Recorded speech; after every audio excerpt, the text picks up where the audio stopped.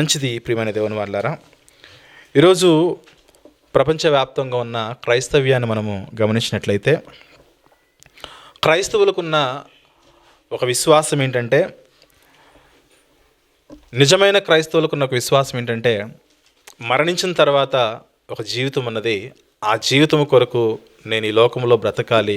యేసుక్రీస్తు యొక్క రక్తంలో కడగబడినది మొదలుకొని బైబిల్ ద్వారా, సేవకుల ద్వారా, భక్తుల ద్వారా దేవుడు ఏ రూపంలో అయితే నాతో మాట్లాడుతున్నాడో ఆ మాట దేవుని యొక్క వాక్యానికి అనుకూలమైతే, ఆ అనుకూలమైన వాక్యానుసారంగా నా ప్రవర్తన నేను మార్చుకుని దిద్దుకుని ఆ విధంగా నేను కొనసాగినట్లయితే నా జీవితంలో నేను మరణించిన మరుక్షణము నేను పరలోకానికి చేరిపోతానని బలమైన విశ్వాసము కలిగి బ్రతుకుతున్న క్రైస్తవులు ఆయా ప్రాంతాల్లో, ఆయా దేశాల్లో, ఆయా రాష్ట్రాల్లో, ఆయా గ్రామాల్లో, ఆయా పట్టణాల్లో ఉన్నారు. కానీ వీరికంటే ఎక్కువ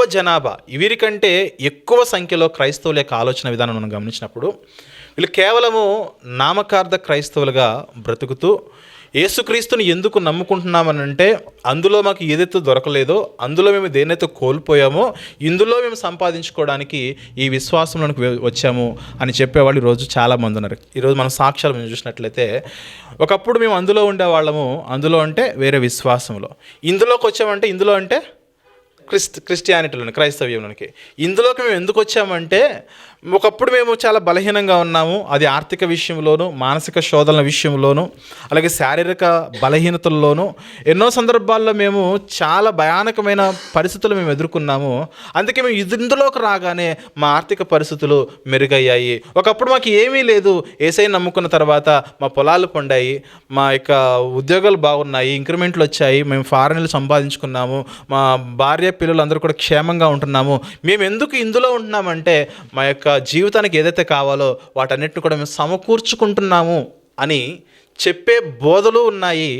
దానినే నిజమైన క్రైస్తవ్యం అని నమ్మే క్రైస్తవులుగా పిలువబడుతున్న వారు కూడా సమాజంలో మనము చాలామందిని మనం చూడగలం. ప్రియమైన దేవుని వారలారా, అందుకే ఈరోజు ఈ విశ్వాసమును గురించిన బైబిల్లో ఉన్న భక్తులు ఎవరైతే ఉన్నారో, బైబిల్లో ఉన్న విశ్వాసులు ఎవరైతే ఉన్నారో, విశ్వాసుల యొక్క విశ్వాస చరిత్ర మనం గమనించినప్పుడు వారు కలిగిన చరిత్రకు ఈరోజు క్రైస్తవ్యము వెంబడిస్తున్న విధానములో ఉన్న ఈనాటి క్రైస్తవ్యానికి చాలా వ్యత్యాసాన్ని మనము, విధానపరమైన వాక్యానుసారమైన వ్యత్యాసాన్ని మనము ఖచ్చితంగా మనం చూస్తాం. ప్రియమైన దేవుని వారలారా, ప్రత్యేకించి హెబ్రీ పత్రిక 11వ అధ్యాయం అనే దాన్నే దేవుడు విశ్వాసులకు లేదా విశ్వాస వీరులకు, మరి విశ్వాసములో నిజమైన పునాది కలిగి, విశ్వాసములో నిజమైన అనుభవాన్ని కలిగి జీవించిన భక్తులను మనము చూడగలం. ప్రియమైన దేవుని వారలారా, వీరికున్న ఆలోచన ఏంటంటే, ఈ లోకంలో ఉన్న వారి యొక్క విశ్వాసుల యొక్క ఆలోచన మనం చూసినప్పుడు, విశ్వాసములో ఉంటే దేవుడు మనకు మేలు చేస్తాడు.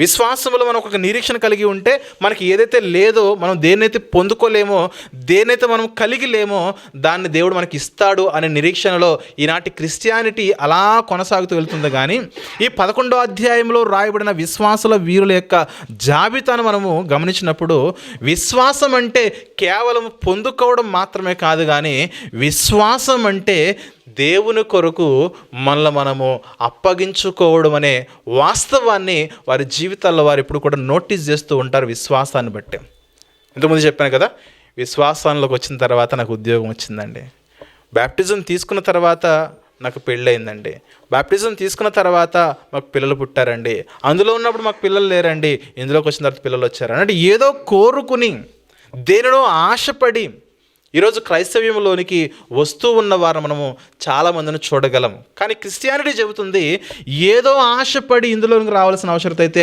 ఎంత మాత్రము లేదు. ఎందుకంటే ఆయన నీతిమంతుల మీదను అనీతిమంతుల మీదను తన వర్షాన్ని ఇస్తున్నాడు, తన సూర్యుని ఉదయింపజేస్తున్నాడు. దేవుడు నమ్ముకున్న వాడి పొలం పండుతుంది, నమ్ముకోని వాడి పొలం కూడా పండుతుంది. దేవుని నమ్ముకున్న వారికి గర్భఫలాలు ఇస్తున్నాడు దేవుడు, నమ్ముకొనని వారికి కూడా గర్భఫలాలు ఇస్తున్నాడు దేవుడు. దేవుడు నమ్ముకున్న వారు ఉద్యోగాలు చేస్తున్నారు, దేవుని నమ్ముకొనని వారికి కూడా ఉద్యోగాలు చేస్తున్నారు. దేవుని నమ్ముకున్న వారు కూడా గవర్నమెంట్ మరి అధికారులుగా వారు ఉన్నారు, నమ్ముకొనని వారు కూడా అధికారులుగా ఉన్నారు. ఈ యొక్క లోక సంబంధమైన వ్యాపారములకు పిలువబడుతున్న అభివృద్ధి ఏదైతే ఉన్నదో దాని కొరకు మీరు దేవుని నమ్ముకోవాల్సిన అవసరత ఎంత మాత్రమే లేదు. ఒక నిరీక్షణ కలిగి మీరు బ్రతకాలి. ఆ నిరీక్షణ ఏంటంటే, మరణించిన తర్వాత పునరుత్థానం ఉన్నదే, ఆ పునరుత్థానం కొరకు మృతుల్లో నుంచి మీరు లేవాలంటే యేసుక్రీస్తునందు మీరు విశ్వాసం విశ్వాసం ఉంచుట చాలా అత్యవసరమైన పరిస్థితి. కాబట్టి మృతుల్లో నుంచి తిరిగి లేచుట కొరకే మీరు నమ్ముకోవాలి, కానీ ఈ లోకంలో మీకు ఏదో వస్తుంది అని మీరు నమ్ముకోవలసిన అవసరత ఎంత మాత్రం కూడా లేదు అని చెప్పుట కొరకే ఈ 11వ అధ్యాయం హెబ్రీ పత్రికలో పౌలు భక్తుని చేత దేవుడు రాయిస్తటం. వారి జీవితంలో చదువుతున్నప్పుడు వారు కేవలం పొందుకున్న వారు మాత్రమే కాదు, కానీ వారి జీవితాల్లో తమ జీవితాలను విశ్వాసమును బట్టి వారి జీవితాలను అప్పగించుకున్న వారుగా మనం చూస్తాం ప్రియమైన దేవుని వారలారా. అందుకే ఫిలిప్పీలకు రాసిన పత్రికలో పౌలు గారు మాట్లాడుతున్న ఒక మాట చూసుకుని మనము ఇక వాక్య లేఖనంలో మనము ముందుకెళ్దాము. ఫిలిప్పీలకు రాసిన పత్రిక మొదటి అధ్యాయము, ఫిలిప్పీలకు రాసిన పత్రిక మొదటి అధ్యాయము 30వ వచనం మనము గమనించగలిగినట్లయితే 30వ వచనంలో, క్రీస్తునందు విశ్వాసముంచుటకు మాత్రమే గాక. మీ విశ్వాసంలో కేవలం విశ్వాసం ఉంచటం మాత్రమే కాదు, కానీ మీరు ఇంకొకటి చేయాలి. ఏం చేయాలంటే ఆయన పక్షమున మీరు శ్రమపడుటయు ఆయన పక్షమున మీకు అనుగ్రహింపబడేను. ఈరోజు మనకు క్రైస్తవులకు వచ్చిన తర్వాత చాలా కష్టాలు, శ్రమలు, శోధనలు అంటారు. విచిత్రం ఏంటంటే సువార్తను ప్రకటించిన దాన్ని బట్టి శ్రమలు వచ్చాయా? నో. వాక్యానుసారంగా ప్రవర్తించడం బట్టి శ్రమలు వచ్చాయా? నో. కానీ అనుకుంటాము ఎప్పుడైతే ఇందులోకి వచ్చామో మా కష్టాలు ఎక్కువైపోయాయండి అంటుంటారు చాలామంది. నో. మనం చేస్తున్న మనకున్న నోటి దురుసును బట్టి, మనకున్న తొందరపాటును బట్టి, మనం ఆలోచన లేని కార్యాలు చేయడం బట్టి, విపరీతమైన విచ్చలవిడితనం ఖర్చులు చేయడం బట్టి అప్పులు పాలైపోయి ఇష్టానుసారంగా మన జీవితాన్ని నాశనం చేసుకున్న బ్రతుకులే, కానీ క్రీస్తు పక్షమున మనం ఎవరైనా మన జీవితాల్లో మనం శ్రమపడ్డామా? ఏంటి క్రీస్తు పక్షమున మనం శ్రమపడడం అంటే? యేసుక్రీస్తును నమ్ముకోవడం వల్ల మనకు కలిగే శ్రమలు. ఉదాహరణకు లైవ్ ఎగ్జాంపుల్ చెప్తాను. ఇప్పుడు సిస్టర్ గారు ఉన్నారు. సిస్టర్ గారు దేవుని నమ్ముకోవడం వల్ల ప్రతిరోజు వాళ్ళ భర్త ఆయన్ని కొట్టడమో తిట్టడమో, నువ్వు ఎప్పుడు చర్చ్ మానేస్తావు అని ఇష్టానుసారంగా ప్రతిరోజు వాళ్ళకి ఫైటింగ్ జరుగుతూనే ఉంటుంది. అంటే నువ్వు దేవుని సన్నిధికి వెళ్ళడానికి అసలు నో పర్మిషన్. ఇక్కడ రావాలంటే అక్కడ ఫైట్ చేసి, అక్కడ ఎదిరించి, అక్కడ ఏమంటారు చెప్పండి, అక్కడ చేయాల్సిన పోరాటము, యుద్ధం చేసి, యుద్ధాన్ని కంప్లీట్ చేసి, యుద్ధంలో గెలిచి, లేదంటే యుద్ధాన్ని అక్కడ పెండింగ్లో ఉంచి కాలం తర్వాత చూసుకుందాం, ఇప్పుడైతే నేను వచ్చేస్తానని ఇదంతా చేసుకున్న తర్వాత వాళ్ళు వస్తారు. ఈరోజు కూడా జరిగిందంట. అర్థమవుతుందా? అంటే క్రీస్తుని బట్టి, క్రీస్తు పక్షముగా శ్రమ పడడం అంటే ఇలా ఉంటాయి. కొన్ని సందర్భాల్లో ఆఫీసుల్లో మనకంటే పైన ఇన్ఛార్జ్ ఉంటాడు. ఆ ఇన్ఛార్జ్కి మనకి పైన ఒక బాస్ ఉంటాడు. కొన్ని సందర్భాల్లో కొన్ని మిస్టేక్స్ జరుగుతూ ఉంటాయి. ఇన్ఛార్జ్ వల్లే జరుగుతుంది. ఇన్ఛార్జ్ వచ్చి మన దగ్గర అంటాడు, బాస్కు చెప్పకండి అంటాడు. ఇప్పుడు నిజమైన క్రైస్తవులం అయితే జరిగిన నష్టాన్ని బాస్కు చెప్పాలి. ఇప్పుడు ఈయన మాట విని మనం బాస్కు చెప్పకుండా ఉంటే అక్కడ మనము మాటను, అక్కడ జరిగిన తప్పును మనము దాన్ని అంగీకరించి, దాన్ని సమర్థించి, దాన్ని అక్కడే ఆపేస్తూ మరి మన జీవితాల్లో తప్పు చేసిన వారం అవుతాం. అంటే క్రీస్తు పక్షం అంటే క్రీస్తు మనకు ఎలాంటి మార్గములో ప్రయాణం చేయమన్నాడో, ఎటువంటి ప్రవర్తనలో మనం ఉండమన్నాడో అటువంటి ప్రవర్తన నియమావళి మన జీవితంలో ఎల్లప్పుడూ కూడా మనం కలిగి ఉండాలి. అది క్రీస్తు పక్షం అంటే. కొన్ని సందర్భాల్లో ఎంతోమంది ఇష్టానుసారంగా మాట్లాడుతూ ఉంటారు. ఎన్నిసార్లు ఎంతగా గాయం చేసినా క్రీస్తుని బట్టి మనం సైలెంట్గా ఉన్నామనుకోండి, అది ప్రభువులో కలిగి ఉన్న సాత్వికమును మనం కలిగి ఉన్నవారం. క్రీస్తు పక్షమున శ్రమపడడం అంటే సువార్తను ప్రకటిస్తూ ఉండగా అనేక మంది మన మీద రాళ్ళు రువ్వాలని మాటలు యుద్ధం చేస్తూ, మాటలు దాడి చేస్తూ, భయంకరమైన బూతులు తిడుతూ వెళ్ళిపోయి మస్తు మంది ఉన్నారు, చాలామంది ఉన్నారు. అంటే క్రీస్తు పక్షమున శ్రమపడడం అంటే ఇలా ఉంటుంది. అంటే యేసుక్రీస్తు ఈ లోకంలో మనల్ని ఏ విధంగా అయితే జీవించమన్నాడో ఆ జీవించే విధానంలో ఎంతమంది మనను హాని చేసినా, ఎంతమంది మనకు గాయపరిచినా మన జీవితంలో క్రీస్తు పక్షమున మనం బ్రతుకుతూ శ్రమను అనుభవించే వారముగా ఉండాలి. అనుభవిస్తూ ఆ క్రమంలో మనం ఏదైతే వదులుకోవాల్సిన పరిస్థితులు వస్తే, అవసరమైతే వదులుకోవాల్సిన పరిస్థితులు వస్తే వదులుకోవడానికి కూడా మనం సిద్ధపడాలి. ఉదాహరణ, క్రీస్తు పక్షమున శ్రమ పడడానికి మొదటి ఉదాహరణ చెప్తాను. దానిలో మీకు హెబ్రీ పత్రిక 11వ అధ్యాయంలో ఎన్నో ఉదాహరణలు ఉన్నాయి. కానీ ప్యారలల్గా ఆ వచనము అంటే పొందుకునే వచనము, అదే సమయంలో వదులుకునే వచనము, రెండింటి గురించి రాయబడిన లేఖనాలు మనం చూసుకుంటూ మనం ముందుకెళ్దాం ప్రియమైన దేవుని వర్లారా. హెబ్రీలకు రాసిన మరి పత్రిక 11వ అధ్యాయంలో మనము ఒక వచనాన్ని మనము చూద్దాం ప్రియమైన దేవుని వర్లరా. 8వ వచనము మనము చూద్దాము. అబ్రహాము పిలువబడినప్పుడు విశ్వాసమును బట్టి వద్దులండి 11వ వచనం చూద్దాం డైరెక్ట్గా. 11వ అధ్యాయం 11వ వచనం చూసినట్లయితే, దేనిని బట్టి? విశ్వాసమును బట్టి శారాయు వాగ్దానము చేసినవాడు నమ్మదగిన వాడని ఎంచుకొనను గనుక తాను వయస్సు గతించినదైనను గర్భము ధరించుటకు శక్తిని పొందెను అనేది మనం చూస్తున్నాం ఇక్కడ. దేనిని బట్టి పొందెను అంటే గర్భాన్ని విశ్వాసమును బట్టి పొందెను. ఎప్పుడు పొందెను? 100 ఏండ్ల అబ్రహాము ఆయుష్కాలంలో ఈ స్త్రీ గర్భాన్ని పొందినట్లు మనం చూస్తూ ఉన్నాం. విశ్వాసమును బట్టి గర్భమును పొందెను. ఇప్పుడు చెబుతాను మరలా, క్రీస్తు పక్షమున మనం శ్రమపడడం అంటే దేవుడు వచ్చి అడుగుతాడు, నాయన అబ్రహాము, నువ్వు మంచి నిండు వృద్ధాప్యంలో కుమారుని కన్నావు కదా, ఆ కుమారుని నేను తీసుకోవాలనుకుంటున్నాను, నాకు ఇస్తావా అని అడిగాడు. అయ్యో ప్రభువా, ఈ కుమారుడా, నాకు నిన్న మొన్నటి వరకు ఈ కుమారుడు లేడు, ఈ కుమారుడు నీవిచ్చిన కుమారుడే, నీవిచ్చావు కాబట్టి నీవు తీసేసుకో అని 17వ వచనం మనం చూసినట్లయితే 17వ వచనంలో అబ్రహాము శోధింపబడి విశ్వాసమును బట్టి ఇస్సాకును బలిగా అర్పించెను. ఇక్కడ ఒకటి పాజిటివ్ ఉన్నది, మరొకటి అక్కడ మనుషులకు నెగిటివ్ కనబడుతుంది. చూడండి ఏంటది? ఒకటేమో దేవుని దగ్గర నుంచి పొందుకున్నారు, మరొకటేమో ఏదైతే పొందుకున్నారో దానిని తిరిగి దేవునికి ఇచ్చేస్తున్న జీవితము అబ్రహాము ఇస్సాకుల జీవితము.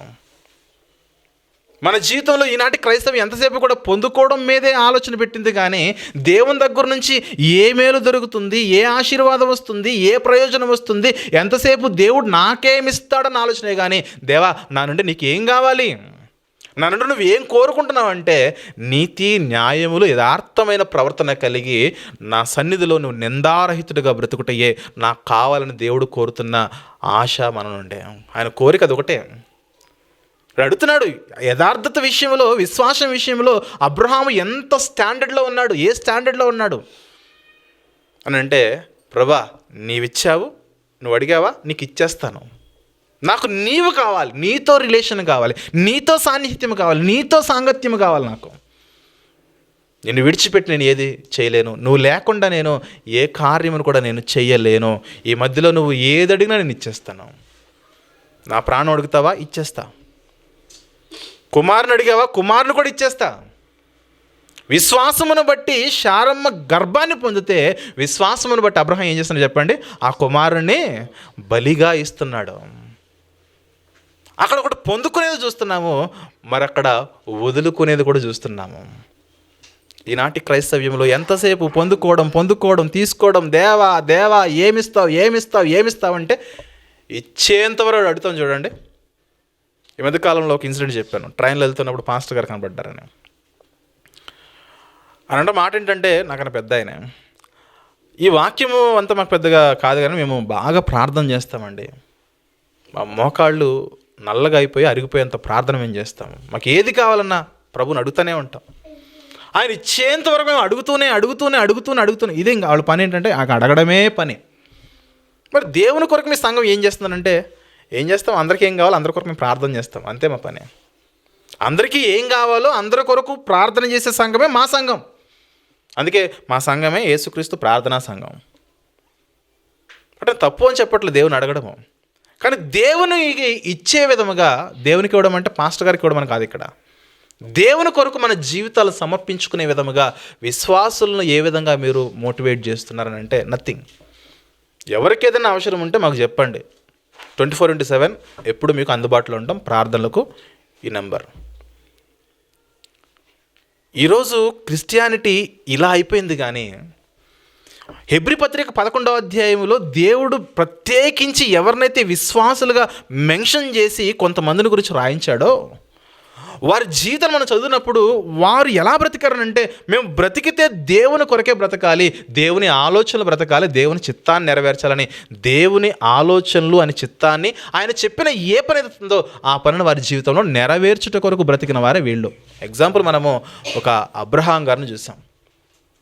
ఏంటంటే 100 ఏండ్ల వయసులో కుమారుని కని తీరా ఆ కుమారుడు ఇంత అయిన తర్వాత, బాలుడైన తర్వాత, ఆ బాలుడిని కూడా దేవుడు అడుగుతున్నాడు అంటే అబ్రహాం యొక్క విశ్వాసం ఏమైపోలు చెప్పండి. ప్రభువా, 100 ఏండ్ల పాటు నువ్వు చెప్పిన ప్రతి పని చేశాను కదా. ఒక మాటలు చెప్పాలంటే నీకు ఊడిగం చేశాను కదా ప్రభువా. నువ్వు ఎక్కడికి వెళ్ళమంటే అక్కడికి వెళ్ళాను. నువ్వు ఏది చేయమంటే అది చేశాను. అసలు నీ మాట నేను ఏ రోజు కూడా జవదాటలేదు. నిన్ను కాదని నేను ఏ పని కూడా ఏ రోజు కూడా ఏ పని చేయలేదు. నువ్వు ఏది చెప్తే అది చేసుకుంటూ వెళ్ళిపోయాను నేను. 100 ఏండ్ల పాటు నీకు ఇంత ప్రయాసపడి ఇంత సేవ చేస్తే ఈ 100 ఏండ్ల సమయంలో నువ్వు ఇచ్చిన కొడుకును కూడా అడుగుతున్నావంటే అసలు నీకు ఆలోచన జ్ఞానం నీకు ఉందా ప్రభు అని అడగాలి అబ్రహాం. అయితే మనం ఉంటే అదే చేస్తాం. కొన్ని సందర్భాల్లో నిస్వార్థంగా సేవ చేస్తున్నప్పుడు, ఎన్నో అపవాది శోధనలు వస్తున్నప్పుడు, దేవుని పరిశోధనలు కూడా వస్తున్నప్పుడు మనం అక్కడ తొట్టిల్లిపోతూ ఉంటాం. దేవుడు నాకేం చేశాడండి, దేవుని కొరకు నేను ఇంత చేస్తే, ఇల్లు వాకుల్ని ఆస్తి నా సమస్తాన్ని వదులుకుని దేవునికి పరిచర్య కొరకు నిలబడితే ఈరోజు దేవుడు నన్ను నడి బజార్లో వదిలేశాడండి అని మాట్లాడుతుంటారు చాలామంది. అబ్రహాం గారిని చూడండి, కుమారుడు గురించి ఎంతో ఎంతో ఎంతో ఎంతో వేదన పడి అడిగి అడిగి అడిగి పొందుకున్న కుమారుణ్ణి దేవుడు అడిగితే ఇవ్వడానికి రెడీ అయ్యాడు. అది విశ్వాసం అంటే. విశ్వాసం అంటే ఎప్పుడు కూడా దేవా ఇస్తావా ఇస్తావా ఇస్తావా ఇస్తావని ఏదో భారతను అడిగినట్లు ఇస్తావా చస్తావా అన్నట్లు దేవుని దగ్గరికి వెళ్ళి ఇస్తావా చావమంటావని కాదు విశ్వాసం అంటే. ఈరోజు భర్త ఇవ్వలేదనుకోండి ఏం చెప్తారు చెప్పండి? ఇస్తావా చస్తావా లేదా చావమంటావా? జనరల్గా మాట్లాడితే ఇప్పుడు దేవుని దగ్గర కూడా సేమ్ ఫార్ములా, ఇస్తావా చావమంటా, నాకు వేరే ఆప్షన్ లేదు. నాకు ఈ నప్పులు ఉన్నాయి, ఇస్తావా చస్తావా? చస్తావా అంటారు కానీ నన్ను చావమంటావా? ఏంటి పరిస్థితి? అందుకే విశ్వాసం అంటే కేవలము దేవుని దగ్గర నుంచి పొందుకోవడం కాదు, కానీ పొందుకున్న దాన్ని మనము తిరిగిచ్చే ఆ సామర్థ్యాన్ని కూడా మనము విశ్వాస జీవితంలో మనం కొనసాగించాలి, అది నేర్చుకోవాలి. విశ్వాసమును బట్టి అబ్రహాము ఇస్సాకును పొందితే అదే విశ్వాసమును బట్టి అబ్రహాము ఇస్సాకు గారిని ఇవ్వడానికి ఆయన ముందుకెళ్ళిపోయాడు. అది నిజమైన విశ్వాసం అంటే. ఇటువంటి విశ్వాస క్రమం అనేది ఈనాటి క్రైస్తవ్యంలో మనం చూడలేకపోతున్నాం. అందుకే ప్రత్యేకించి ఈరోజు సందేశము ఎలాంటినంటే కేవలము తీసుకోవడం మాత్రమే కాదు, కానీ దేవుని దగ్గర అడగడం మాత్రమే కాదు, కానీ దేవునికి ఏదైతే మన నుండి కావాలో దాన్ని మనం ఎల్లప్పుడూ కూడా అర్పించే వారముగా ఉండాలి. అందుకే అబ్రహాం గారి గురించి మాట్లాడినప్పుడు అబ్రహాము శోధింపబడి విశ్వాసమును బట్టి ఇస్సాకును బలిగా అర్పించెను. ఇది మొదటి ఉదాహరణ. ఇక రెండవ ఉదాహరణ మరొక పెద్ద ఆయన దగ్గరికి వస్తాను. అందరూ పెద్దోళ్ళే. ఆ పెద్ద ఆయనే మోషే గారు. సేమ్ అధ్యాయం. విశ్వాసమును బట్టి మోషే యొక్క తల్లిదండ్రులు చేసిన కార్యం చూస్తే 23వ వచనంలో విశ్వాసమును బట్టి మోషే పుట్టినప్పుడు అతని తల్లిదండ్రులు ఆ శిశువు సుందరుడై ఉండుట చూచి దేనిని బట్టి? విశ్వాసమును బట్టి రాజాజ్ఞకు భయపడక 3 మాసములు అతన్ని దాచిపెడితే విశ్వాసమును బట్టి ఈ కుమారుడు దాచబడిన ఈ శిశువు విశ్వాసమును బట్టి ఎక్కడికి వెళ్ళిపోయాడు చెప్పండి? ఫరో ఇంటిలోనికి వెళ్ళిపోయాడు. విశ్వాసమును బట్టి రాజాజ్ఞకు భయపడలేదు. దేవుడు తన కార్యాన్ని అక్కడ అప్లై చేశాడు. ఈ కుమారుడు జమ్మిపెట్టులోనో నదిలోనో ఉండాల్సినడు కాదు, ఫరో ఇంట్లో పెరగాల్సిన వాడని విశ్వాసము వారి తల్లిదండ్రులకు ఉండడం వల్ల ఈ కుమారుని తీసుకెళ్ళి అక్కడ పెట్టారు. ఇప్పుడు మోషే ఏం చేయాలి చెప్పండి? బాగుంది, మంచి ఎడ్యుకేషను, మంచి స్కూల్ బస్సు, మంచి స్కూలు, మంచి ఫ్యాకల్టీ, మంచి చదువులు, నెక్స్ట్ కింగ్ నేనే, మంచి ఉద్యోగం అంటే మనం ఉద్యోగం గురించి ఆలోచిస్తాం. మోషే కేటగిరీ, మోషే క్యాడర్ ఏంటంటే నెక్స్ట్ కింగ్ నేనే, ఫరో తర్వాత నెక్స్ట్ ఫరో నేనే, ఇక్కడ సెటిల్ అయిపోదాము, ఇక బ్రతికినంతకాలం బిందాస్గా బ్రతికించని అనుకోవచ్చుగా. విశ్వాసమును బట్టి రాజాజ్ఞకు భయపడకుండా దేవుడు నా కుమారుని కాపాడుతాడని మోషే యొక్క తల్లిదండ్రులు అతని జమ్మిపెట్టులో ఉంచి నదిలో వదిలేస్తే ఆ కుమారుని దేవుడు వారి విశ్వాసాన్ని బట్టి కాపాడి రాజభవనంలోకి నడిపిస్తే రాజభవనంలో 40 ఏండ్ల పాటు చక్కగా తిని తృప్తి పొంది చక్కగా ఐగుప్తు యొక్క సకల విద్యలు నేర్చుకున్న మోషే గారి యొక్క పరిస్థితి వదిలేసుకున్నాడు. ఎందుకు చెప్పండి? విశ్వాసం అంటే ఎప్పుడు కూడా దేవుడు మేలును చూసుకోవడం మాత్రమే కాదు, కానీ ఈ లోకంలో మనము దేవుని కొరకు మన జీవితాలు మనము అర్పించుకునే వారముగా ఉండాలని చెబుతున్న పాఠమే ఈ హెబ్రీ పత్రిక 11వ అధ్యాయము. విశ్వాసమును బట్టి అబ్రహాము ఇస్సాకును పొందెను, అదే విశ్వాసమును బట్టి అబ్రహాము ఇస్సాకుని బలిగా అర్పించిన చదువుకున్నాం కదా. విశ్వాసమును బట్టి ఈ యొక్క మోషే గారు మరి సంరక్షించబడ్డాడు, అక్కడికి వెళ్ళిపోయాడు రాజభవనంలోనికి. రాజభవనంలో ఉన్న తర్వాత 40 years తర్వాత ఆలోచన చూసినట్లయితే 24వ వచనంలో 24వ వచనంలో మోషే పెద్దవాడైనప్పుడు విశ్వాసమును బట్టి, మీరు చదవండి, విశ్వాసమును బట్టి ఎందుకంటున్నానంటే ఈ విశ్వాసములో దేవుడి నుంచి పొందుకోవడం ఎంతైతే ఉన్నదో ఆ పొందుకున్న దాన్ని వదులుకోవడానికి వీళ్ళు ఎప్పుడు కూడా సిద్ధంగా ఉన్నారు. అది క్రైస్తవ్యం అంటే. Note this point. ఈ లైన్ మీద మీరు ఈరోజు వాక్యం వినాలి. విశ్వాసమును బట్టి పొందుకున్నాడు అబ్రహాం ఇస్సాకుని, అదే విశ్వాసమును బట్టి అబ్రహాం ఇస్సాకును వదులుకోవడానికి సిద్ధపడ్డాడు. విశ్వాసమును బట్టి మోషే యొక్క తల్లిదండ్రులు విశ్వాసములో ఉండి రాజాజ్ఞకు భయపడకుండా వారి కుమారుని సంరక్షించారు. దేవుడు కాపాడాడు. అక్కడ 40 ఏండ్ల పాటు ఐగుప్తు ఫరో ఇంటిలో పెంచబడ్డాడు. అదే విశ్వాసమును బట్టి మోషే ఏం చేస్తున్నాడు చెప్పండి. 24వ వచనంలో మోషే పెద్దవాడైనప్పుడు విశ్వాసమును బట్టి ఐగుప్తు ధనము కంటే క్రీస్తు విషయమైన నింద గొప్ప భాగ్యమని ఎంచుకొని, ఎవరి విషయమే? క్రీస్తు విషయమైన నింద. మనము ఫిలిప్పీలకు రాసిన పత్రికలో ఏమొచ్చిన చదువుకుని చెప్పండి. క్రీస్తు పక్షమున శ్రమపడుట. విశ్వాసము మాత్రమే కాదు కానీ, విశ్వాసం ఉంచడం మాత్రమే కాదు కానీ క్రీస్తు పక్షమున మనము శ్రమపడుట అంటే ఇదే.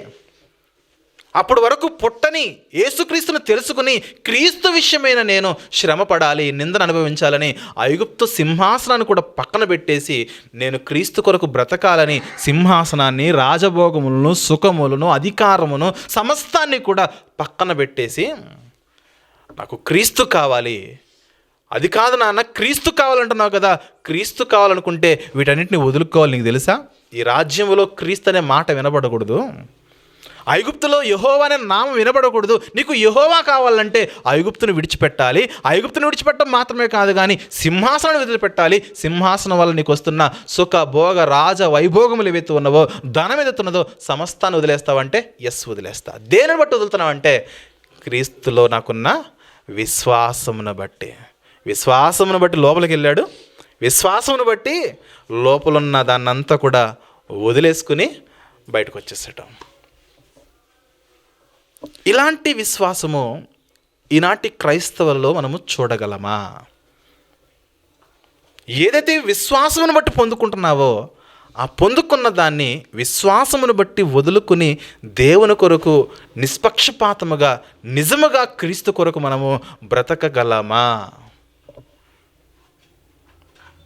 అందుకే అంటున్నాడు 24వ వచనంలో, ఐగుప్తు ధనము కంటే క్రీస్తు విషయమైన నింద గొప్ప భాగ్యమని ఎంచుకొని అల్పకాలము పాప భోగము అనుభవించుట కంటే దేవుని ప్రజలతో శ్రమ అనుభవించుట మేలని యోచించి ఫరో కుమార్తె యొక్క కుమారుడని అనిపించుకున్నటకు ఒప్పుకొనలేదు. కానీ ఏలయనగా అతడు ప్రతిఫలముగా కలగబో బహుమానమునందు దృష్టి ఉంచిన 27వ వచనం చూస్తే, విశ్వాసమును బట్టి అతడు అదృశ్యుడైన వారిని చూచుచున్నట్టు స్థిరబుద్ధి గలవాడై రాజాగ్రహమునకు భయపడక ఐగుప్తు విడిచి పోయాను. విడిచిపెట్టాడు.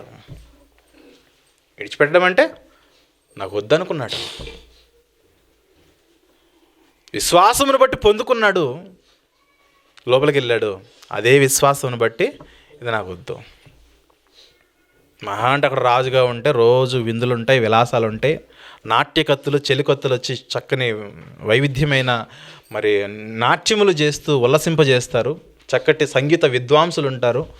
ఏవి కూడా వాళ్ళకుండా చూసుకునే ఈ విసిరే వాళ్ళు ఉంటారు. విసిరిగర్లు పట్టుకుని ఎన్ని వివాహాలను చేసుకోవచ్చు, ఎంత భార్యలైనా పెంచుకోవచ్చు. ఇలా ఈ సుఖ భోగములు, పాప భోగముల్లో నాకేమాత్రం కూడా అవద్దనుకున్నాడు.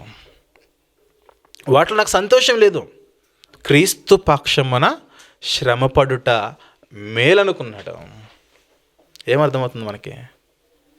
అయ్యో, ఇంతకాలము విశ్వాసం అంటే పొందుకోవడమే అనుకున్నాను, పొందుకున్న దాన్ని దేవుని కొరకు ఇచ్చి శ్రమపడాలా అంటే వీళ్ళ బ్రతుకులు అవే. నా సమస్య ఎంత, నా బాధ అంటే ఏంటంటే ఈ సంఘాలలో సంఖ్యలో ఎక్కువ మందిని మెయింటైన్ చేస్తున్న వారు ఎవరైతే ఉన్నారో, ఈ పెద్ద పెద్ద సంఘాలకు పిలువడుతున్న వారు ఎవరైతే ఉన్నారో, ఇటువంటి ఆలోచనాపూరితమైన మాటలు సంఘాలకు వినిపించడం లేదు. ఏదన్నా ఇవ్వాలనుకుంటే నాకు ఇవ్వు అనుకుంటున్నారే కానీ దేవుని కొరకు నీ జీవితాన్ని ఎలా నువ్వు మార్చుకుంటావని ఆ విధంగా ఈరోజు బోధలు లేవు. నీకు ఏది కావాలన్నా దేవుని దగ్గరకు రా, దేవుడు ఇస్తాడు. మరి ఇచ్చిందాన్ని ఏం చేస్తావు? అయ్యగారికి ఇవ్వాలి అని చెబుతున్నారు, కానీ ఎవరికి ఇవ్వాలి? అయ్యగారికి ఇవ్వాలి.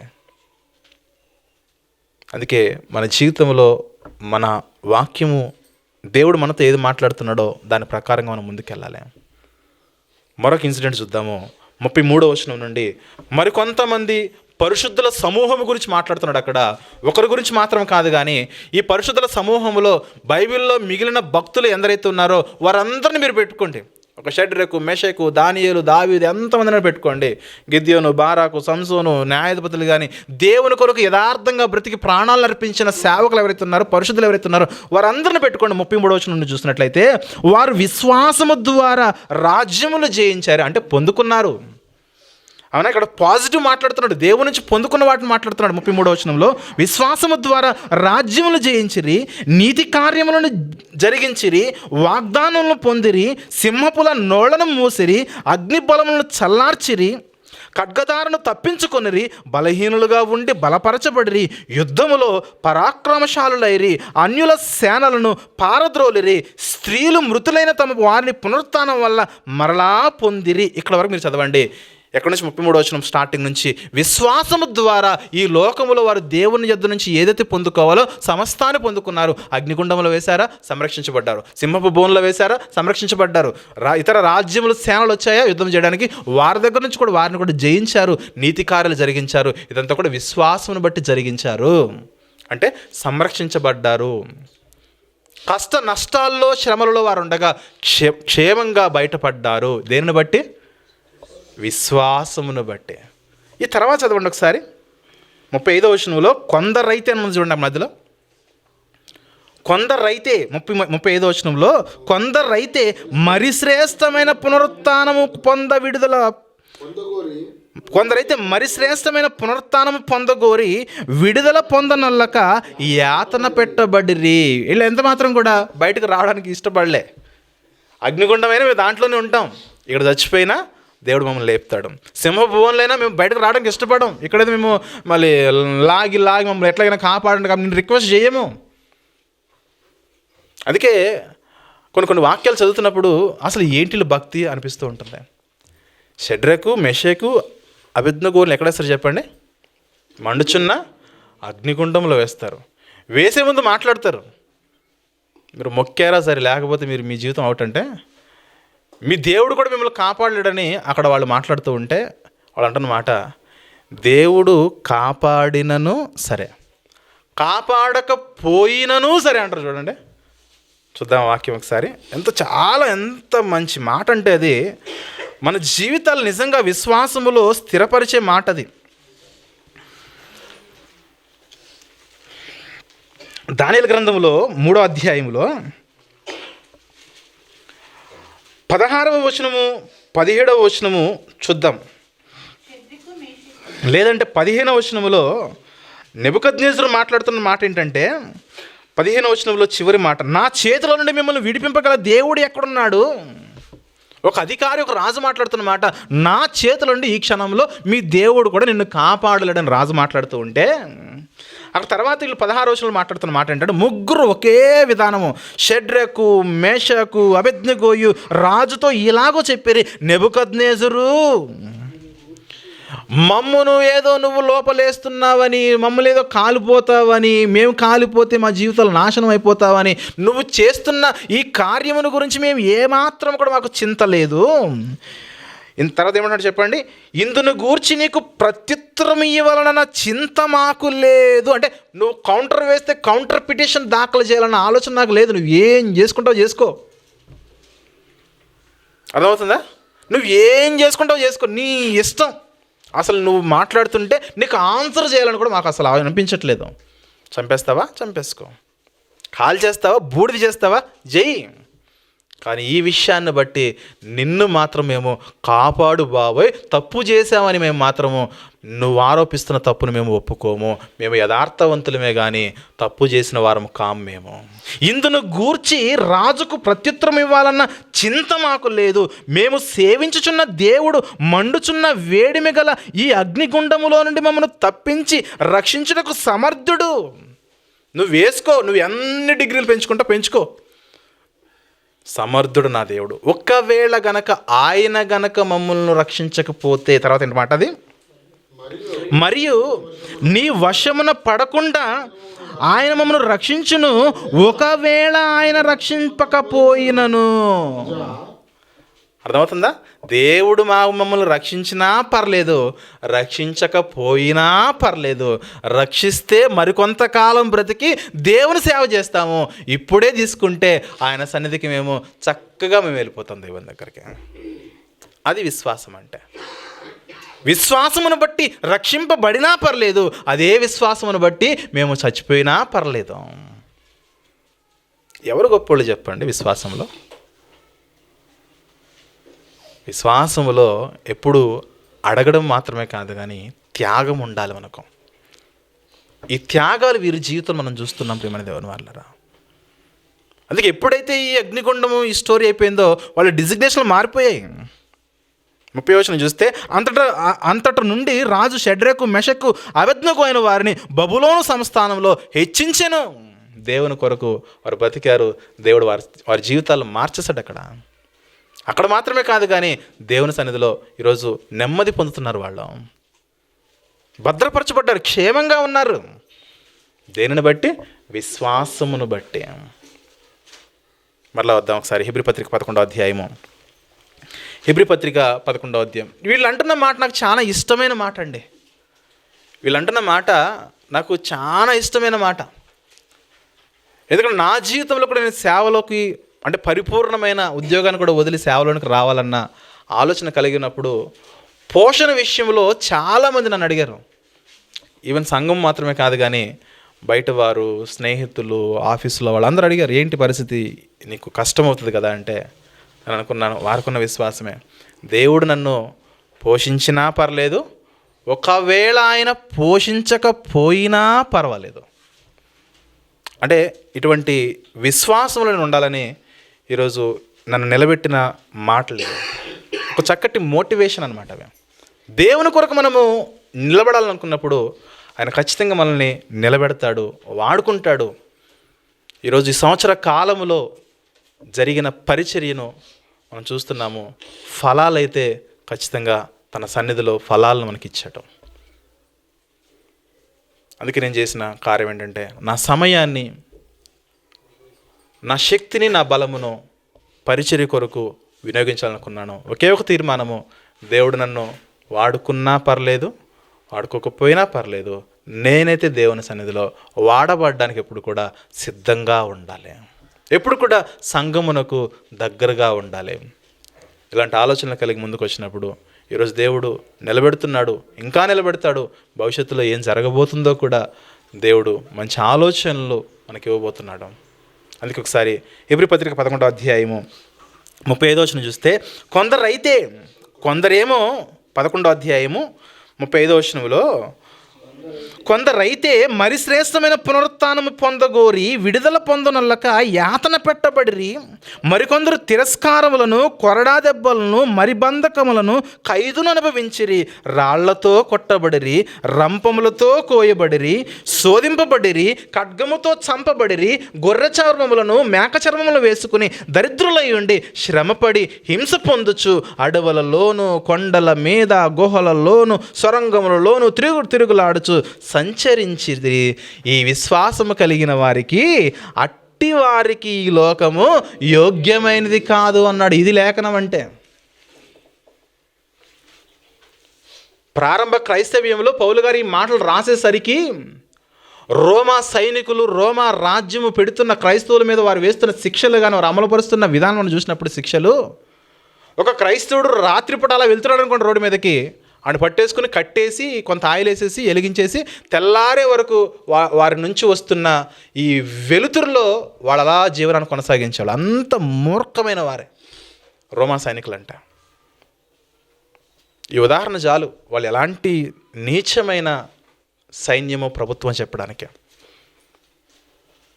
అంతే, ఒక్కరు వెళ్తారంటే చాలు, పట్టుకునేవాళ్ళు, కట్టేసేవాళ్ళు, ఆయిల్ పోసేవాళ్ళు, ఇక రాత్రి అంతా వాళ్ళకి సెలబ్రేషన్స్. ఇంకా అందుకే వీళ్ళు ఏం చేస్తారు చెప్పిన, యెరూషలేములో, గ్రామాల్లో, పట్టణాల్లో ఉండేవాళ్ళు కాదు. ఎక్కడికి వెళ్ళిపోయారు చెప్పండి? అడవులలో కొంతకాలము, కొండలలో కొంతకాలము, గుహలలో కొంతకాలము, సొరంగాల్లో కొంతకాలము తిరుగులాడుచు సంచారము చేశారు. దేనిని బట్టి? విశ్వాసమును బట్టి. ఆ లైన్ మర్చిపోకూడదు. 33వ వచనం నుండి 35వ వచనం వరకు విశ్వాసమును బట్టి పొందుకున్నారు, అన్నిటినీ జయించారు. మరి తర్వాత నుంచి వాళ్ళకున్న విశ్వాసం వీళ్ళకి లేదా?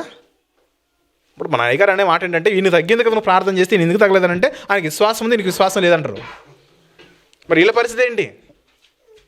కొంతమంది గురించి మాట్లాడుతూ వీరు విశ్వాసమును బట్టి మృతి చెందారు, కొంతమంది ఏమో విశ్వాసమును బట్టి జయించారు. ఏంటి మనం నేర్చుకోవాల్సిన పాఠము? విశ్వాసం అంటే ఎప్పుడు కూడా తీసుకోవడం కాదు, కానీ దేవుని కొరకు మన జీవితాలు సమర్పణ కలిగి బ్రతకాలి. కొనుక్కున్న ఇల్లు, సంపాదించిన ఆస్తి సమస్తాన్ని యెరూషలేములో ఆ పట్టణాలు ప్రాంతాల్లో బ్రతుకు ఆ జీవితాన్ని విధానాన్ని వదిలిపెట్టి చెరసాల్లో బ్రతికారు. అడవుల్లో, లోయల్లో, కొండల్లో, గుహలలో, సొరంగములో తిరుగులాడుచు ఎలాంటి జీవన విధానం చూడండి ఒకసారి. ఉండగలమా ఒకరోజు కొండల్లో? అసలు ఈరోజు కొండలు ఎక్కే స్టామినా మనకు ఉందంటారా? నో. కొంచెం ఎత్తుగా ఉన్న 4 మెట్లు ఎక్కడానికే మనము నీరసం పడిపోతాం. ఇక్కడ చూడండి, కొండలు ఎక్కుతూ గుహల్లో తలదాచుకుని, ఆ గుహల్లో మళ్ళా కొన్ని చోట్ల పాములు ఉంటాయి, కొన్ని చోట్ల మరి క్రూరమైన మృగాలు ఉంటాయి. అన్నిటినీ తప్పించుకుని క్రీస్తు పరిచర్య చేయట కొరకు, క్రీస్తును ప్రకటించట కొరకు ఎన్ని శ్రమలు అనుభవించారో. ఇది కదా విశ్వాసం అంటే. ఈనాటి క్రైస్తవ్యం కేవలం ఒక వర్షనే చెబుతుంది, దేవుని దగ్గరకు వస్తే మీకు అన్నీ వస్తాయి. ఈ క్రైస్తవ్యం చెప్పవలసిన మరొక వర్షన్ ఏంటంటే, నువ్వు దేవుడు నీకు కావాలంటే నీకున్న వాటిని కూడా నువ్వు వదులుకునేంత సామర్థ్యము నీకు కలిగి ఉండాలి. విశ్వాసం అంటే కేవలం పొందుకోవడం మాత్రమే కాదు, కానీ అర్పించే గుణము నీకు ఉండాలి. పలానా సేవకుడు పరిశుద్ధాత్మ అభిషేకము కలిగిన సేవకుడు దైవజనుని రాస్తారు కింద. ఏ అభిషేకం కండి? పరిశుద్ధాత్మ అభిషేకం. అంటే పరిశుద్ధాత్మ అభిషేకం అంటే పరిశుద్ధాత్ముడు ఎప్పుడు కూడా మనతో ఉంటాడు, మనకి ఏది జరిగినా ఆయన తప్పిస్తాడు అని అర్థం. అంటే ఈయన ప్రార్థన చేస్తే అందరి రోగాలు ఎలాగైతే తగ్గిపోతాయో, ఈయనకి ఏ సమస్య వచ్చినా సరే ఈయనలో పరిశుద్ధాత్ముడు ఉన్నాడు కాబట్టి ఈయనకు సమస్య రాకుండా కాపాడుతాడు. సరే, కాపాడో అది వాళ్ళ విషయము. ఈనాటి జనరేషన్లో సేవ చేస్తున్న వారి గురించి వాళ్ళకు వదిలేద్దాము. కానీ బైబిల్లో ఒక సేవకుడు ఉన్నాడు, ఆయన పరిచర్యలకు రావడమే పరిశుద్ధాత్ముడిని పట్టుకుని వచ్చాడు, లేదా పరిశుద్ధాత్ముడే ఆ సేవకుడిని పట్టుకుని వచ్చాడు. అంటే పరిశుద్ధాత్ముడు వేరుగా, ఆ సేవకుడు వేరుగా వాళ్ళు ఎప్పుడు లేరు. ప్రతి దినము కూడా పరిశుద్ధాత్మతో నిండుకున్న వారే. ఆయనే స్టెఫెను గారు. చూద్దాం ఒకసారి అపోస్తలుల కార్యములు 6వ అధ్యాయంలో. పరిశుద్ధాత్ముడు నాతో ఉంటే నాకు జయమంటారు కదా. పరిశుద్ధాత్ముడు ఉన్నందుకే స్టెఫెను గారు చచ్చిపోయారు. అర్థమవుతుందా? పరిశుద్ధాత్ముడు ఉన్నందుకే స్టెఫెను గారు చచ్చిపోయాడు. చూద్దాం ఒకసారి వాక్యము ఎలా మాట్లాడితే మనం కూడా అలాగే మాట్లాడుకోవాలి. అపోస్తలుల కార్యములు 6వ అధ్యాయంలో 4-5 వచనములను చూసినట్లయితే, అపోస్తలులు కొంతమంది సేవకులను పరిచర్య కొరకు నియమిస్తారు. అలా నియమింపబడిన వారిలో స్టెఫెను గారు ఒకరైతే, ఈ 7 మందికి కలిగిన మరి ప్రభువుల వరకున్న గొప్ప సామర్థ్యం ఏంటంటే 4వ వచనంలో, అయితే మేము ప్రార్థన యందును వాక్య పరిచర్య యందును ఎడతెగక యుందుమని చెప్పిరి. 5వ వచనంలో, ఈ మాట జనసమూహం అంతటికి ఇష్టమైనందున వారు విశ్వాసముతోనూ పరిశుద్ధాత్మతోనూ నిండుకొనిన వారైన, అక్కడున్న వారిలో ఎవరైతే సామర్థ్యం కలిగి విశ్వాసంలో మంచి విశ్వాసంలో ఉన్నారో, ఎవరైతే పరిశుద్ధాత్మ యొక్క వరాన్ని పొందుకుని పరిశుద్ధాత్మ యొక్క కార్యాలు చేయటకు ఎబిలిటీ కలిగి ఉన్నారో వారందరినీ కూడా గ్యాదర్ చేస్తే ఒక 7 వచ్చారు. ఆ 7లో మొదటి పేరు మనం చూస్తున్నాం, స్టెఫెను గారు. విశ్వాసముతోనూ పరిశుద్ధాత్మతోనూ నిండుకొనిన వాడైన స్టెఫెను గారి గురించి రాయబడిన మాట ఏంటి చెప్పండి? మంచి విశ్వాసం ఉంది, పరిశుద్ధాత్మతో నిండుకున్నవాడు స్టెఫెను గారు. అందుకే పరిశుద్ధాత్మతో నిండుకున్న స్టెఫెను గారు ఏం చేస్తారు చెప్పండి? 8వ వచనంలో, పరిశుద్ధాత్మ కలిగిన స్టెఫెను గారు ఏం చేస్తారు చెప్పండి? విశ్వాసంలో బలముగా ఉన్న స్టెఫెను గారు ఏం చేస్తారంటే 8వ వచనంలో, స్టెఫెను కృపతోనూ బలముతోనూ నిండిన వాడే ప్రజల మధ్య మహత్కార్యములను గొప్ప సూచక్రియలను చేయుచుండెను. నోట్ దిస్ పాయింట్, బాగానే ఉంది. పరిశుద్ధాత్మతో నిండుకుంటే గొప్ప కార్యాలు, సూచక్రియలు, అద్భుతాలు ఇవన్నీ కూడా చేయగలరు, చేస్తున్నారు. మంచిదే. స్టెఫెను గారికి పరిశుద్ధాత్ముడు ఉన్నాడు కాబట్టి మహత్కార్యాలు చేశాడు, అద్భుతాలు చేశాడు, ఎన్నో సూచక్రియలు చేశారు. అక్కడ అనేక మంది స్టెఫెను గారు చేసిన కార్యాలను బట్టి, స్టెఫెను గారు చెప్పిన వాక్యాన్ని బట్టి అనేకులు స్త్రీ పురుషులు అక్కడ రక్షణ పొంది బ్యాప్టిజం తీసుకుని సంఘంలోకి వస్తారు. ఇదే స్టెఫెను గారు పరిశుద్ధాత్మ కలిగి వాక్యం చెప్తాడు ఒక దగ్గర. 7వ అధ్యాయము 54వ వచనము చూద్దాం. 54వ వచనం చూస్తే అపోస్తలుల కార్యం 7వ అధ్యాయం 54, వారి మాటలు విని, స్టెఫను చెప్పిన వాక్యమును విని కోపముతో మండిపడి అతను చూచి పండ్లు కొరికిరి. ఆ పండ్లు కొరుకుతున్నప్పుడు కూడా స్టెఫను గారితో ఎవరున్నారు చెప్పనా? పరిశుద్ధాత్ముడు ఉన్నాడు. పరిశుద్ధాత్ముడు ఎప్పుడు వదలలే స్టెఫను గారిని. స్టెఫను గారు పరిచర్యలోకి వచ్చిన తొలి రోజు స్టెఫను గారితో పరిశుద్ధాత్ముడు ఉన్నాడు. స్టెఫను గారు మరణానికి సంభవించిన ఈ పారాగ్రాఫ్లో కూడా పరిశుద్ధాత్ముడు స్టెఫను గారితో కూడా ఉన్నాడు. చూద్దాం ఒకసారి 55వ వచనంలో, అయితే అతడు పరిశుద్ధాత్మతో నిండుకొనిన వాడై ఆకాశం వైపు తేరు చూచి, స్టెఫను గారు ఎవరిని కలిగి ఉన్నారు ఇక్కడ? నరనరాల్లో ఆత్మపూర్ణుడిగా పరిశుద్ధాత్మతో నడిపింపబడుతున్నాడు. పరిశుద్ధాత్మతో కార్యాలు చేశాడు. పరిశుద్ధాత్మపూర్ణుడై వాక్యం చెబుతున్నాడు. దైవమే తనను నడిపిస్తూ ఉన్నది. దైవమే తనలో ఉండగా, స్టెఫను గారే దైవములో ఉండి కార్యాలు చేస్తూ ఉండగా పరిశుద్ధాత్మతో నిండుకొని వాడే ఆకాశం వైపు తేరు చూచి దేవుని మహిమను, యేసు దేవుని కుడిపార్శ్వం ముందు నిలిచిండట చూచి మాట్లాడుతున్నాడు. ఆకాశము తెరవబడటయు. తర్వాత మనం డైరెక్ట్ చూసినట్లయితే 58వ వచనము చూద్దాం. ఈ స్టెఫను గారు మాట్లాడుతూ ఉండగా పట్టణపు వెలుపులకి అతన్ని వెళ్ళగొట్టి రాళ్ళు రువ్వి చంపిరి. ఈ కొడుతున్నప్పుడు స్టెఫను గారి దగ్గర ఎవరున్నారు చెప్పండి? పరిశుద్ధాత్ముడు ఉన్నాడు. లేడని చెప్పట్లా, పరిశుద్ధాత్ముడు ఉన్నాడని చెప్తుంది వాక్యం.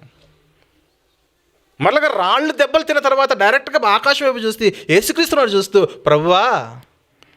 ప్రభువా వారి మీద ఈ పాపము మోపకమని గొప్ప శబ్దంతో ప్రార్థన చేసి చచ్చిపోయినాడు. ఆకాశం వైపు తేరు చూస్తే యేసుక్రీస్తు వారు కనబడుతున్న పరలోకము నుండి దేవుని కుడిపార్శ్వం ముందు ఆసీనుడు అయినప్పుడు, పరిశుద్ధాత్ముడేమో ఇక్కడ పరిశుద్ధాత్మలకు సపోర్ట్ ఉంది, పరలోకం నుంచి యేసుక్రీస్తు వారు డైరెక్ట్గా చూస్తున్నారు. అయినా స్టెఫను గారి మరణాన్ని ఆపలేదు. ఎందుకు స్టెఫను గారు చనిపోయారనంటే విశ్వాసమును బట్టి చనిపోయారు. అందుకే విశ్వాసం గురించి చెప్పేటప్పుడు విశ్వాసంతో ప్రార్థన చేస్తే ఏదైనా వస్తుంది అని చెప్పేవాళ్ళు విశ్వాసంతో ప్రార్థన చేసి పొందుకోవడం మాత్రమే కాదు, కానీ అర్పించే క్వాలిటీ నీకు ఉండాలి. ఒక అబ్రహాము పొందుకున్నాడు, అర్పించాడు. ఒక మోషే పొందుకున్నాడు, తిరిగిచ్చాడు. తర్వాత బైబిల్లో ఉన్న భక్తులందరూ చూడండి, పొందుకున్నారు, దేవుని కొరకు తమ జీవితాలను తిరిగిచ్చారు. ఒక స్టెఫను గారు పరిశుద్ధాత్మను పొందుకున్నాడు, అదే పరిశుద్ధాత్మ కలిగి ఉండి మరణించడం. ఇలా మనం చెప్పుకుంటూ పోతే బైబిల్లో చాలా మనకు ఉదాహరణలు మనం చూడగలము. ఒకే ఇంట్లో 2 అన్నదమ్ములు ఉన్నారు యేసుక్రీస్తు యొక్క శిష్య బృందంలో. ఒకరు యోహాను గారు, ఒకరు పేతురు గారు, మరొకటి యాకోబు గారు. యాకోబు వధించబడ్డాడు, పేతురు ప్రభు పరిచర్యలో ఇంకా ముందుకు కొనసాగాడు, నియమింపబడ్డాడు. ఎందుకు? ఒక సమయంలో ఒకరేమో చంపేసి, ఒకరు వధింపబడి, మరొకరేమో కాపాడబడి చెరసాల్లో నుంచి ఎవరికి తెలియకుండా ప్రభు ఆయన్ని తీసుకెళ్ళిపోయాడు. అంటే పేతురుని కాపాడిన దేవుడు యాకోబుని ఎందుకు కాపాడలేదు? విశ్వాసమును బట్టి. ఎప్పుడు ఎవరు ఎంతకాలం ఉండాలో అది దేవుని నిర్ణయం. ఎవరు ఎంత పరిచర్యకు యోగ్యలో అంతగా వాడుకుంటాడు. నేను ఇంకా చేయాలని మనం గిల్లి గజ్జాలు వేసుకుని ఎగురుతున్నాం మనతోటి కాదు. అది దేవుడు ఎప్పుడు వాడుకోవాలనుకుంటే అప్పుడే వాడుకుంటాడు. ఎక్కడ వాడుకోవాలనుకుంటే అక్కడే వాడుకుంటాడు. ఎలా వాడుకోవాలనుకుంటే అలాగే వాడుకుంటాడు. మనం ఎలా ఉండాలి చెప్పనా? ఎల్లప్పుడూ కూడా ఈ జీవితాన్ని సిద్ధము కలిగి ఆయనకు మనము అర్పించుకునే విధంగా మన విశ్వాసం. దేవా, ఐఎమ్ రెడీ, నీ పని చేయడానికి, నీ కార్యాలు చేయడానికి నేను రెడీ అన్నట్లుగా మన జీవితం ఉండాలి. దేనినైనా వదులుకున్నారు చూడండి. షడ్రకు, మెషకు, అబేజ్ఞకు ఉద్యోగాలు పోతాయి, జీవితాలు పోతాయి. దానియేలు ఉద్యోగం పోతుంది, జీవితం పోతుంది. వీళ్ళ జీవితాలు చూడండి, అందరూ ఉద్యోగాలు పోతున్నాయి, జీవితాలు పోతున్నాయి. అయినా సరే విశ్వాసమును బట్టి మేము దేవుని కొరకు నిలబడతాము. ఇది ప్రపంచము ఎరుగని, ప్రపంచము గుర్తించని అరుదైన విశ్వాసము, బైబిల్ చెప్తున్న విశ్వాసం. ఇలాంటి విశ్వాసము నేటి క్రైస్తవ్యానికి కనబడదు, చెప్పినా వినబడదు, స్వీకరించరు. ఎంతసేపు విశ్వాసం అంటే మనం అడిగేవాళ్ళము, దేవుడు ఇచ్చేవాడు, ఆపద్ బాంధవుడు, ఆపద మొక్కులు వాడు, దిక్కులేని వారికి దేవుడు ఆయన. No no no no no దిక్కులేని వారికి దేవుడు ఆయన అంటే దిక్కున్నవాడు కూడా ఆయనే దేవుడు. కాబట్టి ఎప్పుడు కూడా ప్రార్థన చేద్దాంలే అని కాదు, కానీ నీ వలన ఏదవుతుందో దేవుని కార్యము నువ్వు చేసేవాడిగా ఉండాలి. కొంతమంది వస్తారు, మా పరిస్థితి అని చెబుతారు.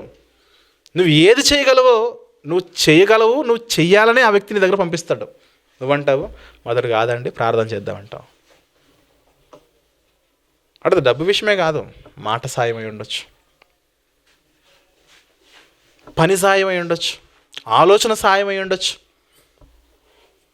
కాబట్టి ప్రియమైన దేవుని వాళ్ళరా, విశ్వాసం అంటే కేవలము గమనించండి, దేవుని యొద్ద నుంచి పొందుకోవడం మాత్రమే కాదు. విశ్వాసమును బట్టి వీళ్ళందరూ కూడా తమ జీవితాలను ఇచ్చేశారు. నాకు ఎంత ఆశ్చర్యం అంటే, స్టెఫెన్ గారితో ప్రారంభం నుంచి పరిశుద్ధాత్ముడు ఉన్నాడు, చచ్చిపోయినప్పుడు కూడా అన్నాడు. ఎందుకు కాపాడలేదనంటే విశ్వాసం. చాలు స్టెఫను, నువ్వు చేసిన చిన్న పోర్షన్ అది చూసినావా, అది ప్రపంచంలో భూమి ఉన్నంత కాలము నీ సేవ గుర్తుండిపోతుంది. అవును, గుర్తుండిపోయింది. స్టెఫెన్ గారి గురించి మనకు పెద్దగా చదువుకోం, ఒక 2 అధ్యాయాలు ఉంటుంది అంతే, 6-7 అధ్యాయాలు అపోస్తల కార్యంలో. కానీ చూడండి ఎంత గొప్ప పరిచయం, ఎంత గొప్ప సేవకుడికి ఈరోజు మనం మాట్లాడుకుంటున్నాము. ఆయన పేర్లు కూడా పెట్టేసుకున్నాం చూడండి, మన కుటుంబాలకు, మన పిల్లలకి. అది అలా ఉండాలి. అందుకే ప్రియమైన దేవుని వాళ్ళరా, విశ్వాసం అంటే ఎప్పుడు కూడా దేవా నాకేమిస్తావు, ఏమిస్తావు అనే ఆలోచనలో నుంచి మనకి ఏదన్నా కావాలంటే దేవుడు ఇస్తాడు, అడిగితే ఇస్తాడు. అదే సమయంలో పొందుకున్న దాన్ని మనం ఎలా వినియోగిస్తున్నామో, దేవుని కొరకు మనం ఎలా వాడబడుతున్నామో. 10 రూపాయలు పొందుకున్నాం, 10 రూపాయలు ఇచ్చేయాలి. 10 రూపాయల గురించి మాట్లాడలేదు నేను, నీ జీవితం గురించి, నీ ఆలోచనల గురించి, నీ శరీరం గురించి, నీ హృదయం గురించి. ఒకవేళ 10 రూపాయలు అవసరమైతే దాన్ని ఇచ్చేవాడుగా ఉండాలి. ఒకే ఒక కుమారుడు, తర్వాత ఇంకొక కుమారుని శారమ్మ కనలేదు. కనగలదా అన్న ఆ సామర్థ్యం కూడా లేదు. ముసలి తల్లి అయిపోయింది. ఇంకొక ఆప్షన్ లేదు. శారమ్మ మరలా ఇంకొక కుమారుని కంటుంది అన్న ఆప్షన్ లేదు. అయినా విశ్వాసమును బట్టి దేవుడు అడిగాడు, నేను ఇచ్చేస్తా. మనం కూడా అంత. ఈరోజు మనం అడుగుతున్నాడు దేవుడు, నా గురించి నువ్వు ఏం చేయగలవు, నా పరిచర్యలు నువ్వు ఎలా వాడబడగలవు, నాలో నీ స్థిరత్వం ఎలా ఉంటుంది, క్రీస్తు పక్షమున నీవు శ్రమ పడగలవా విశ్వాసమును బట్టి. ఎందరైతే క్రీస్తు పక్షమున పని చేయుటకు, శ్రమపడుటకు, నింద అనుభవించుటకు ఎవరైతే ఉంటారో వారి జీవితాలు, వారి కుటుంబాలు, వారి జీవితాలన్నీ కూడా చక్కగా ఉంటాయి. కుటుంబాల్లో సమాధానం లేని పరిస్థితులు ఎందుకు వస్తే చెప్పినా, శ్రమను అనుభవించడానికి ఇష్టపడరు, కష్టం అనుభవించడానికి ఇష్టపడరు. అందుకే నోరు దురుసెక్కువైపోతుంది, అనరాని మాటలు మాట్లాడేస్తుంటారు, పలకరాని భాష ఉపయోగిస్తారు. అక్కడ బంధాలు వేరే అయిపోతాయి. ఒకవేళ నీలో క్రీస్తు నిజంగా ఉంటే నీ కుటుంబంలో ఒకవేళ ఎవరైనా పొరపాటు నిన్ను మాట్లాడుతూ ఉన్నప్పుడు సహించుకో, ఓర్చుకో. యేసుక్రీస్తు వారు చెప్పిన మాట ఏంటి చెప్పండి, ఒక చెంప మీద కొడితే ఇంకోటి చూపించు. ఎందుకు? ఇంకోటి కొడుతున్నప్పుడు వాడికి ఆలోచన వస్తుంది, అరే ఒకటి కొట్టినా ఏం రియాక్షన్ రాలేదేంటనే. అప్పుడు ఒక దెబ్బతో ఆగిపోతుంది. నువ్వు కూడా పీకావనుకోండి, ఆడు పీక్తాడు, నువ్వు పీక్తావు, 2 పీక్తావు, ఎక్కువైపోతాయి. ఇక చంపేసుకుంటున్నారు ఈరోజు, హత్యలు ఎక్కువైపోయాయి. అందుకే ఆలోచించి దేవుడు పెట్టాడు. వాడు కొట్టావా, ఇక చాలు. అవతలడు మాట్లాడలేదు కాబట్టి వదిలేసేయిగా.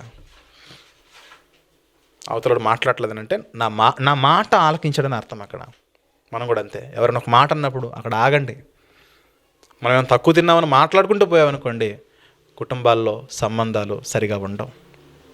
అందుకే ప్రియమైన దేవుని వాళ్ళరా, మన బ్రతుకుల్లో బ్రతికితే క్రీస్తు విషయమై శ్రమపడడానికి మనము ఎల్లప్పుడూ కూడా సిద్ధంగా ఉండాలి. దేవుడు తన మాటలను తన ప్రజలకు వినిపించడానికి సేవకులను నియమిస్తూనే ఉంటాడు. ఒకప్పుడు పౌలు గారు వెళ్ళలేని ప్రాంతాలకు ఈ విశ్వాసాల గురించి చెప్పుట కొరకు తిమోతి గారిని పంపించారు. ఆ మాట చూసుకుని మనము ముగించుకుందాం ప్రియమైన దేవుని వాళ్ళరా. తెస్సలోనిక సంఘమునకు రాసిన మొదటి పత్రిక, 3వ అధ్యాయము 1వ వచనం నుండి మనం చూద్దాం ప్రియులారా. తెస్సలోనిక సంఘమునకు రాసిన మొదటి పత్రిక 3వ అధ్యాయము 1వ వచనం చూస్తే, కాబట్టి ఇక సహింపజాలక అంటే ఇక మేము సహించలేం బాబోయ్ అని ఎప్పుడు అనుకుంటే చెప్పండి, ఇక మాతోడు కాదు అని మనం చేతులు ఎత్తేస్తామే. అటువంటి పరిస్థితుల్లో మేము ఉన్నప్పుడు సహింపజాలక ఎథెన్సులో మేము ఒంటిగానైనను ఉండటం మంచిదని ఎంచి తర్వాత అంటున్నాడు, ఈ శ్రమల వలన క్రీస్తు పక్షమున మాకు వస్తున్న శ్రమలు ఏవైతే ఉన్నవో ఈ శ్రమల వలన ఎవడునూ కదిలింపబడకుండానట్లు మిమ్మల్ని స్థిరపరచుటకును మీ విశ్వాస విషయమై మిమ్మల్ని హెచ్చరించుటకును మన సహోదరుడును క్రీస్తు సువార్త విషయములో దేవుని పరిచారకుడైన తిమోతిని పంపితిమి. తిమోతి మీ దగ్గరికి ఎందుకు వచ్చాడంటే విశ్వాస విషయంలో ఎదురవుతున్న సమస్యలు, కొట్లాటలు, ఈ శ్రమలు, ఇబ్బందులు ఏవైతే ఉన్నావో అటువంటి విషయంలో మీరు ఏమాత్రం కూడా అధైర్యపడకుండా ఉండి మీరు స్థిరముగా ఉండాలని మీ యొద్దకు ఒక సేవకుడు పంపబడ్డాడు. ఆ సేవకుడే తిమోతి. తిమోతి వచ్చి ఏం చేస్తాడనంటే, మేము మీ యొద్ద ఉన్నప్పుడు మనము శ్రమ అనుభవింపవలసి ఉన్నదని మీతో ముందుగా చెప్పిదిమే కదా. క్రైస్తవుడైనందుకు మనమందరం కూడా శ్రమ అనుభవించాలని మీకు చెప్పాం కదా. దాన్ని తిమోతి జ్ఞాపకం చేస్తాడు. క్రైస్తవుడైనందుకు మనకు శ్రమ, బాధ వస్తే బాధలు అనుభవించాలి కదా. తిమోతి మీకు జ్ఞాపకం చేస్తాడు. అలాగే జరిగినది, ఇది మీకు తెలియను. అట్టి శ్రమలు అనుభవించుటకు మనము నియమింపబడిన వారమని మీరు ఎదుగుదురు. క్రైస్తవుడా, మనం ఎందుకు నియమింపబడ్డాం చెప్పండి? ఈ లోకంలో శ్రమలు అనుభవించుట కొరకే నియమించబడ్డావు. ఎంతకాలం అనుభవించాలండి? ఆడితో ఎంతకాలం ఏగాలండి? ఆమెతో ఎంతకాలం ఏగాలంటుంటారు రెగ్యులర్ మనం భాషలో. ఒట్టి పనికిమాలడు ఎంతకాలం ఏగాలండి? ఏగు, జీవితాంతం ఏగు, చచ్చిపోయేంత వరకు ఏగు. ఏగినప్పుడే వాక్యం మనలో నెరవేరుతుంది. మనం ఎందుకు నియమించబడ్డాం చెప్పండి? మనం ఎందుకు నియమించబడ్డాం చెప్పండి? అట్టి శ్రమలను అనుభవించుటకు మనము నియమింపబడిన వారమని మీరెదుగుదురు. ఇందుచేత నేను ఇంకనూ సహింపజాలక శోధకుడు మిమ్మును ఒకవేళ శోధించునేమో అని మీ ప్రయాసము వ్యర్థమైపోవునేమో అనియు మీ విశ్వాసమును తెలుసుకొనవలనని మీ యొద్దకు నేను ఒక సేవకుడిని పంపించాను. శ్రమలలో మీ సేవకులను మీరు ఆశ్రయించండి. పౌలు గారు మనకిస్తున్న ఒక చక్కటి ఆలోచనలు తెలుసుకోనండి. అది భార్యాభర్తల సమస్య, సేవకుల దగ్గరికి వెళ్ళండి. అంటే నా దగ్గరికి కాదు, ఇంకా పెద్ద అనుభవం కలిగిన వారు, కుటుంబ జీవితాల గురించి చక్కదిద్దేవారు, చక్కటి కౌన్సిలింగ్ చేసేవాళ్ళు. మన తల్లిదండ్రులకు వెళ్తే వాళ్ళు మన పక్షాన్ని మాట్లాడతారు, అమ్మాయి తల్లిదండ్రులకు వెళ్తే వాళ్ళ పక్షాన్ని మాట్లాడతారు. అలా కాకుండా ఒక న్యూట్రల్ సేవకుని దగ్గరికి వెళ్తే, ఇద్దరికి సంబంధం లేని సేవకుని దగ్గరికి వెళ్తే ఇద్దరి పక్షాన్ని మాట్లాడతారు, ఇద్దరిలో ఉన్న ప్రాబ్లమ్స్ నోటీస్ చేస్తారు. శ్రమ పడుట కొరకే మనము నియమించబడ్డాము. మనలో ఉన్న లోపాలు సరి చేసుకుని మనం మరింతగా ఆత్మీయ ఈ ప్రయాణంలో మనము విశ్వాసమును బట్టి బ్రతకాలి. చెప్పండి, విశ్వాసం అంటే ఏంటి చెప్పండి? పొందుకోవడమే కాదు, ఇచ్చేవారముగా ఉండాలి, సహించేవారముగా ఉండాలి, సరిదిద్దుకునే వారముగా ఉండాలి, ఫైనల్గా దేవుని కొరకు బ్రతకాలి. కాబట్టి మన జీవితాలు మరింతగా మనము ముందుకు కొనసాగాలంటే ఇలాంటి మేలైన సంగతులు అనునిత్యం కూడా వింటూ ఉండాలి.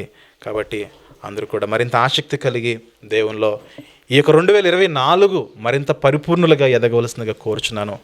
ఈ మెసేజ్ ప్రారంభంలో చెప్పినట్లుగానే, ముందుగా చెప్పినట్లుగానే 2024లో మన ఆత్మీయ అభివృద్ధి కొరకు మనం ఏదైతే ఖచ్చితంగా నేర్చుకోవాలో వాటిని మనం నేర్చుకున్న దాన్ని మర్చిపోకుండా స్థిరమైన విశ్వాసం కలిగి మనము ముందుకు కొనసాగిపోదాం ప్రియులారా. థ్యాంక్ యూ వెరీ మచ్ అండి.